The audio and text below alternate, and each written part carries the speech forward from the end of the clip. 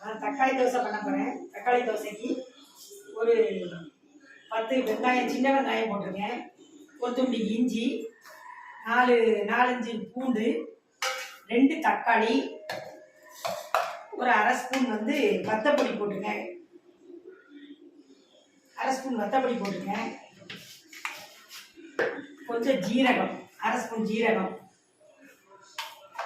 போட்டுட்டு இதை அரைக்கணும். இதை அரைக்கிறதுக்குள்ள ஒரு கப்பு அரிசி மாவு, இந்த கப்புக்கு ஒரு கப்பு அரிசி மாவு, ஒரு கப்பு கோதுமை மாவு, ஒரு கப்பு ரவை.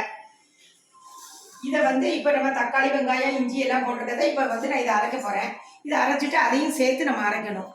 அரைச்சிட்டு நான் உங்களுக்கு காட்டுறேன். இப்போ தக்காளி, வெங்காயம், இஞ்சி, பூண்டு எல்லாத்தையும் அரைச்சிட்டேன். அதுக்கப்புறம் இப்போ இந்த மாவெல்லாம் சேர்த்து அதில் அரைக்க போகிறேன். அரைச்சிட்டு மாவை காட்டுறேன்.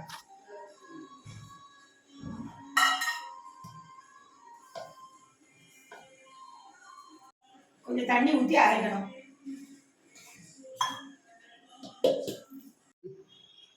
மாவை அரைச்சிட்டேன்.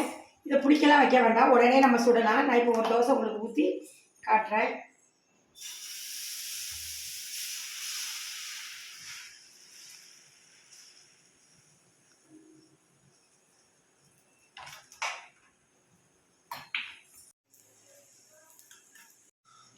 இந்த தோசை ஊற்றிட்டேன்.